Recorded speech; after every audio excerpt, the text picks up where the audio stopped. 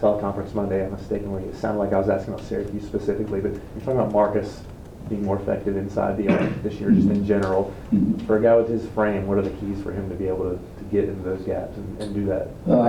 Good spacing, I think, and having other guys who can score helps you do that. It's been harder for him in years past because at times it looked like he was our only option, and so the defense could be loaded up and make it more difficult for him to get in there. But I do think he's such a good passer when he penetrates. He doesn't take very many bad shots at all. If they foul him, he's a pretty decent free throw shooter as well, and he can make some. So I continue to want him to put more pressure on the defense. So we need good spacing with the other perimeter guys. We need the big guys to be able to get out of the lane and not hang around in a low block the whole time. But I would like him to get to the free throw line a lot more than he does. The NCAA changed its draft withdrawal date this week. Mm-hmm. Can you reflect back on 2008 when I think it was mid-June before you knew if your guys I've were always said that was the worst because if I'm not mistaken, and I don't think I am, I think you didn't know until June 15th. I think I'm right on that.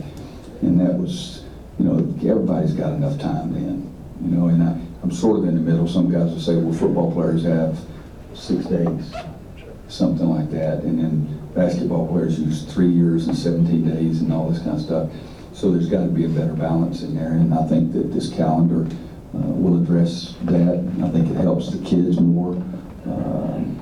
And I think that it's not as bad as it used to be by any means for the coaches. So I think it's a good compromise too. Do you remember then, like not knowing if Wayne, Ty, or Danny or anything Yeah, like what that was like? we went right down to about that time period. I mean, Steve could probably find out, but I don't think we made the announcements. Yeah, because we were flying to Omaha to watch the baseball team in the World Series when you said we're going to make an announcement tomorrow that they're going to come back. Yeah, So I that mean, was that's mid-June at the earliest. Yeah. June 15th. Yeah. So that was terrible, and there was no reason for that. Coach, it's human nature, when kids see a team that's, or in the conference that, they say, okay, we got this one. But what are you going to tell your guys today to not slack up on this team tomorrow? I'm not even going to use that terminology because if we slack up, I'm really going to be ticked. Because it's the ACC, it's North Carolina against North Carolina State. Our record was better than their record was last year, if I'm not mistaken, and they came in here and whacked us in our own building. The fewest points ever scored by a North Carolina team in the Smith Center. I've got a very short memory. I can remember that kind of stuff. I've got a long memory too. But I don't think I'll have to say anything about them being fired up. I mean, this is the ACC. And again, it is North Carolina State. And you have to be ready to play every day in this league. If you're not ready to play or you go through the motions, then all of a sudden you're down 20 and you're not going to be able to come back. But we need to play well and then let the score take care of itself. But we need to play well. How do you envision matchup-wise on Cat Barber defensively? Is there get one rotation guys? Yeah. I don't know that we'll switch people off on him. There's no question. You bring up last year with this year's team, or just kind of assume that they remember what happened? No, I make sure they remember the daggum thing. What have you kind of done? I don't have to say anything. I said, you guys remember? They said, yes, I'll leave it alone. I mean, it had to be brain dead. I mean, it was the fewest number of points ever scored by a North Carolina team in the Smith Center. If I have to remind them of that, we're not very competitive. But today we're going to try to get better. We're not going to go out there just to try to take a revenge on North Carolina State. And that's the way we've attacked it all year long. But they remember that. And like I said, I've already said something about it, but that's not going to be the complete content of my practice today, the complete content of my pregame meal talk, or the complete content of my pregame talk. If I were a player, the coach wouldn't have to say a word to me. It's North Carolina State, regardless of what happened last year. Now, when you add that, it does add something to it, but if we can't get enthused to play against North Carolina State, then I've got the wrong group of guys. Coach, going back to what Brett was talking about in NCAA, they also changed it where the guys can, instead of having 1 year to entertain interest in NBA, they can do it every year. Yeah. What's your thoughts on that part of it? That's the way it should be. I like that. I mean, just because you do it one time and you decide to pull out, doesn't mean that your game can't change and your attractiveness can't change or all of that, so I think it's good. With the bigs, Bryce and Isaiah, the way they shot free throws, I guess particularly Isaiah, the way he's improved in that area, has there just been a lot of repetition, or what kind of? Same thing I told you guys last year and in '09. I don't talk about free throws. We shoot them in practice and let them go. I really do. You're not, anybody on our team to tell you we're doing anything differently from free throw line. Marcus and Bryce are seniors. They'll tell you we're not doing one thing differently than we've done ever. Because I just don't talk about it. You good free throw shooters, go up there and make a sucker and go the other end guard. Have you noticed a difference in, because Bryce is like, 80% this year from the free throw line, and Isaiah is obviously much improved. Have you noticed anything that they're doing differently? Not that you're telling them, like, that they They make change. Yeah, I think everybody notices that. Yeah. Bryce's shot has always been good, and he's making more this year, and that's good. If we miss him, I'm gonna come hunt your butt down. I thought I was gonna be asking the same thing. I'll have to go after both of you. It's something, everybody thinks that when we're bad free throw shooters, we get in the room and, get some candles out and, do a seance and everything and try to do. I don't do that. And when we're shooting them really well, I don't do that. You need to make free throws, and so we practice them the same number this year as we did. I can't remember what we shot last year. It was 69 or 68, and that was better than the year before, I think. I think last year was the lowest. Was it? 2 years ago. 2 years ago. 2 years, that's what I would think, that 2 years ago we were the worst. We're doing exactly the same thing we're doing now that we did 2 years ago, and exactly the same thing we did in '09 when we had 4 guys shooting over 80% starting lineup. Exactly. The head coach, if you get this level and the head coach has to teach you how to shoot free throws, you're going to get your rear end beat a lot. Doug Moe, you heard me tell this one year, they led the entire NBA in free throw percentage. Coach Smith said, "What are you doing with free throws?" And he said, "Nothing. Guys can shoot, they shoot. We tell them to make the sucker." A good NC State story is, I think it was in the Big Four, early in the season. And this was like Jimmy's second or third year over there, and I'm scouting the games, and they go to the free throw line, and it might have been Sydney, come to think of it. And they were missing free throws, and they're going back to the line, and he came running down the sideline. I said, "It's going to be interesting to see what he says." He said, "Make the blankety blank free throws." I said, "That's pretty good." It's not science. You need to shoot them, you need to go in. You guys are one of the deepest, any coach that's played you guys said they're a really deep team, Mm-hmm. and you play in a lot of teams, not just State or whoever else, but a lot of teams you're playing are less deep this year than they have been in the past. Is there a specific statistic that you can point to that this is where depth affects the game, or a specific time in the game where you say this is where teams start to wear down? No, it's just a general feel. But I prepare to play a lot of guys because I think it helps you throughout the course of a long season. There are times in a game where we'll say, "Guys, they're holding on to the shorts. They're barely walking back the court." So we talk about it sometimes, but I don't think it's not scientific enough to say, at the 31-minute mark, we know we really got it then. And you see a lot of football teams, and it's so funny because the fourth quarter starts, and they walk around holding up 4 fingers. I watch both teams do it. So what does that mean? And so, we don't do anything like that, but I think depth is extremely important to me over the course of the season, more so than in any one single game. Do you have like a preferred ratio of field goal attempts, 2-pointers to 3-pointers, especially as your teams vary? No. If we make more, I want to shoot more threes. It's pretty sensible, I guess, but I really don't. The only player that I've ever really felt like he's got to get more shots was Tyler. I said if he didn't get 20 shots a game, we were silly, because he's going to make 55% of the ones that he took, and he's going to get fouled on a bunch of other ones, and he's going to make 80% of those. But I've never had, I said I want both. I'd like again, if some of our best teams, there's no question, and it'd be interesting, I guess. I would think '09 was probably our best shooting team, the 3-point line. So I liked it when they shot a lot of them because they made a lot. But still, at the end of the game, I think you've got to have good balance. And go all the way back to '05. People remember the championship game. They don't talk about anybody making threes.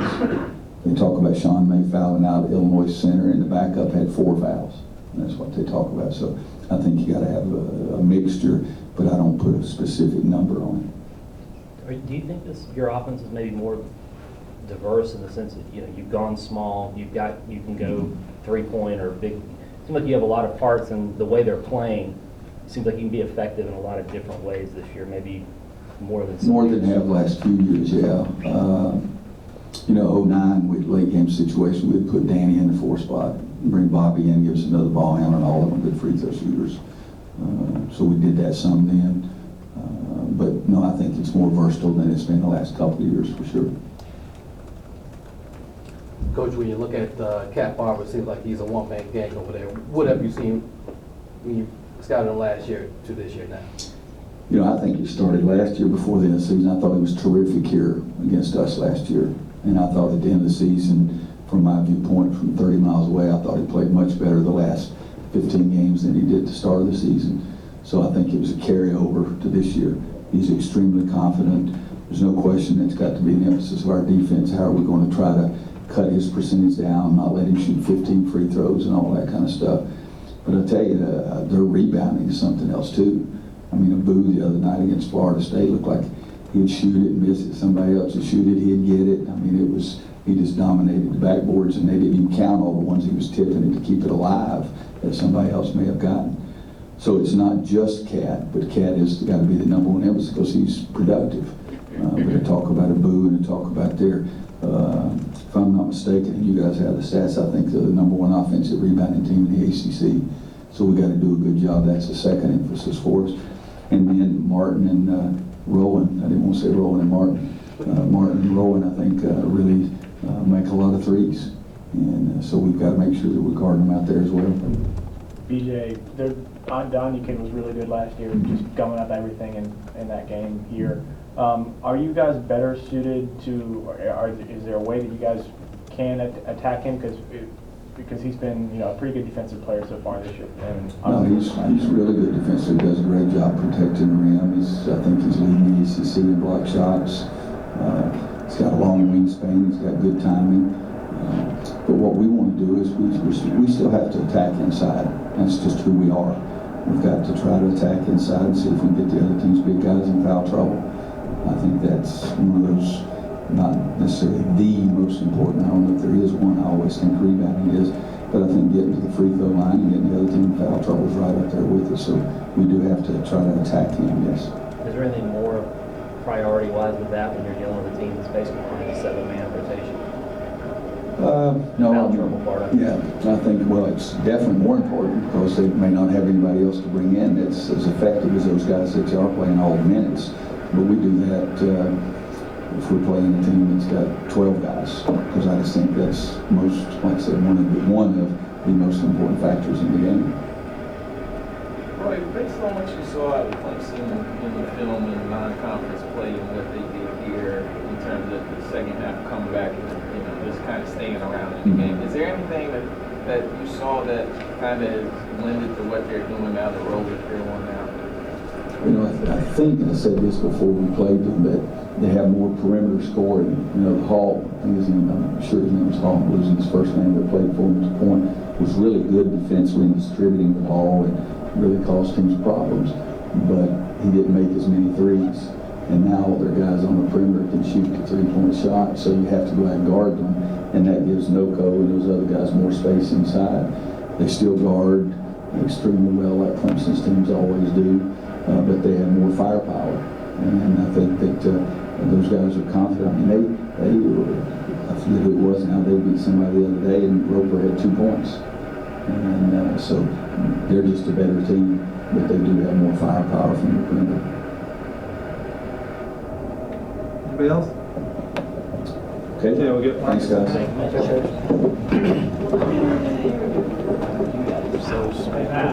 You're going to get one.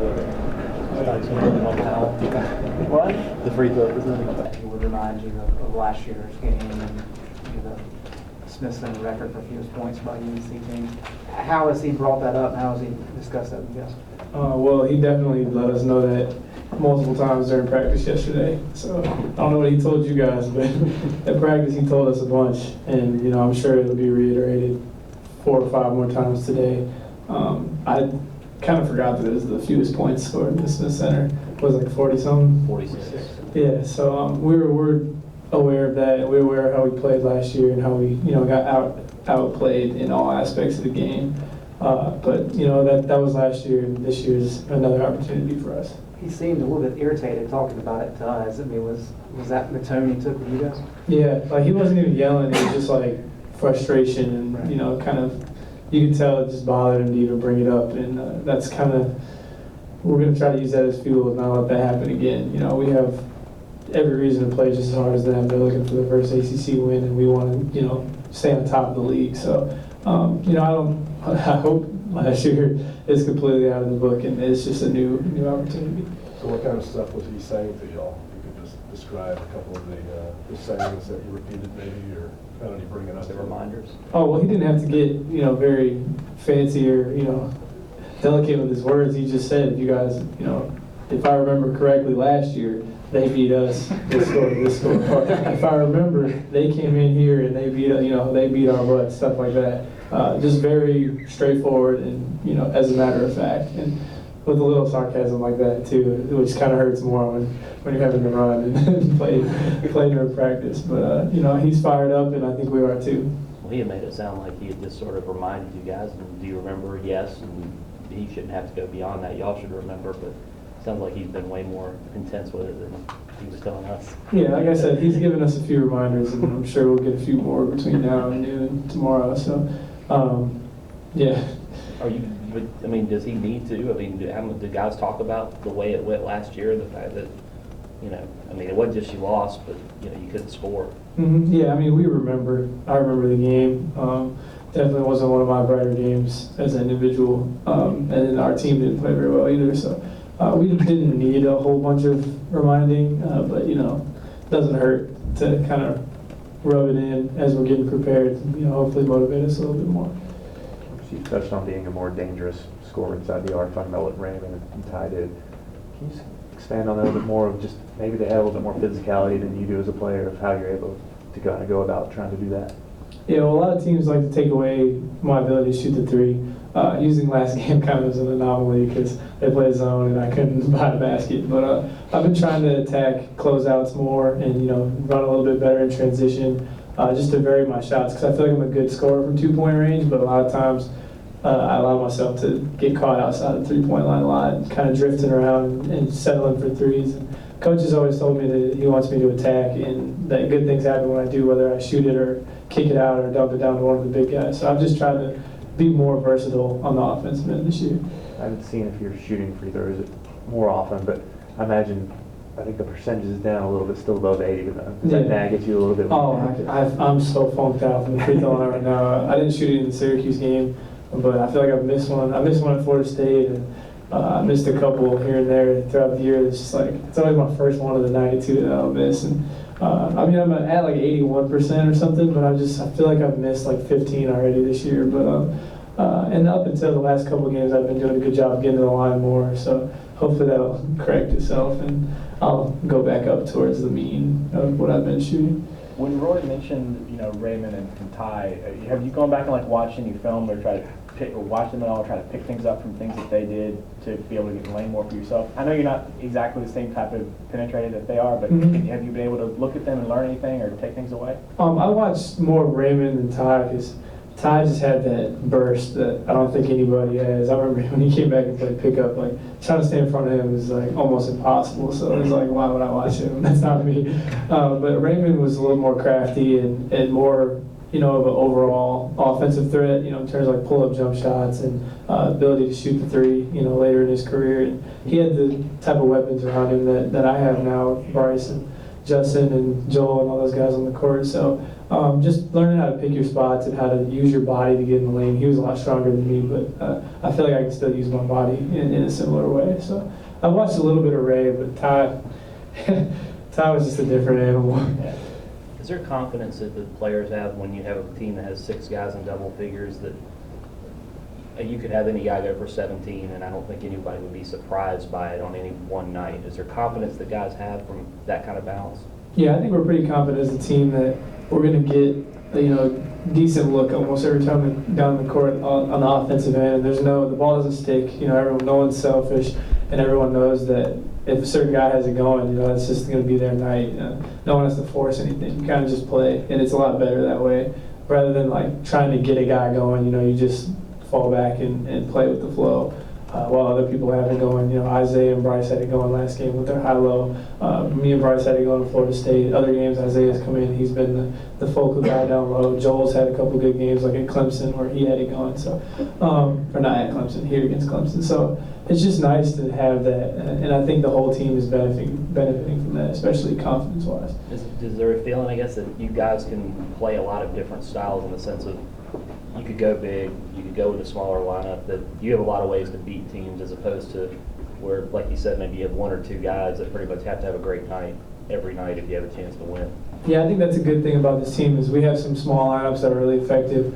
With Theo and Justin having good size for wings, then we have some big lineups that have been really effective. So we can kind of adjust and kind of go with whatever the game situation calls for, and it won't be a drop-off. It won't be a thing where our offense struggles but our defense is doing well or anything like that. We've had good offensive lineups going small and Since your success in the second half team-wise, like the fact that you guys can get on a roll and you've been on a lot of rolls in the second halves of games, is that something that you guys? yeah, I mean, you can feel it when you're on the court. You know when your team's in a groove and executing offensively. You can kind of feel it. It feels like the offense. There's no issue getting shots and stuff like that. And you can feel that. So that's been one good thing about, especially in ACC play. I feel like we've been able to get in a groove, been able to find out what works against different teams, and just keep going to it and going to it.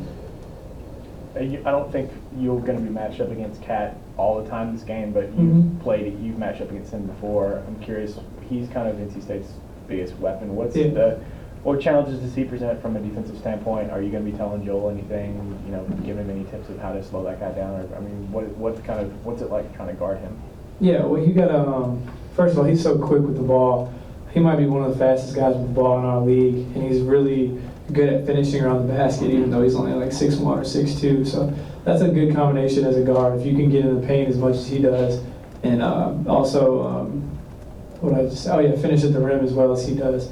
That's a great combination. He gets a lot of ball screens, and he has the ball in his hands a lot. So, he's almost the kind of guy where with the volume and usage that he gets, he's going to get his numbers one way or the other. But it's making it tough on him. It's going to be the key for us. Challenging everything, keeping him off the free throw line. He's a really good free throw shooter, and he draws a lot of fouls. So, we just got to try to contain him and make sure other guys don't hurt us as well. But, he has the ball as much as he does. He's gonna be in a position to be successful in a lot of possessions. We just got to make it tough on him. It's almost like he's their guy, and they're going to go through him, and whether it works or not. So he's eventually going to get some numbers and stuff. But if we can cut down his percentage, maybe frustrate him, double a little bit to get the ball out of his hands at times, and just give him different looks, then I think we'll be okay. Yeah, I guess what I was asking is, do you be aggressive with him and try to force him to things, or do you lay off, not lay off, but try to not give up fouls and get him on the line? I mean, what's the balance between those two things? Yeah, I think giving him different looks is important. Maybe trap him a couple times, maybe treat the ball screen defense a little bit different, from one half to another. But the key is just building a wall, keeping him out of the paint, because when a guard can get in the paint, it breaks down your whole defense, and he's very good at that. So if we can keep him out of the paint, keep him out, outside the three-point line where we can contain him, I think we'll be in good shape. What do you find more difficult to defend somebody like Trevor Cooney last week, where you're running around literally chasing him around screens, or somebody like Cat who's going to have the ball in his hands and you're just locking up? Well, I would rather play a ball handler. I'm naturally a point guard, and I've played point guard my whole life up until these last couple of years. So chasing guys around double and triple screens on the baseline, getting hit by big guys, I don't like that. It's hard and it's taxing. And defending quick ball handlers is hard too, but I'm more comfortable doing that. But neither one is easy to do with the player. It's a really good player. You mentioned that anomaly game you had against Cuse, making just the one shot. Is there anything special or different that you need to do to kind of get back on track? No, I don't think I'm off track, honestly. I had one game where I struggled to make shots, and then I just, there was no reason for me to keep shooting. Isaiah was dunking the ball every other possession, so it's like, why would I shoot the ball when we can get a high percentage shot on the inside? So I'm aware of that, and you know, there have been times where I would try to shoot myself out of something like that and get myself going, but it just didn't feel the need to. So I don't think I'm off track or anything. And not to mention, not everyone's playing that weird zone that Syracuse plays anyway. So I think I'm fine. Hopefully, yeah. Hopefully I didn't just jinx myself.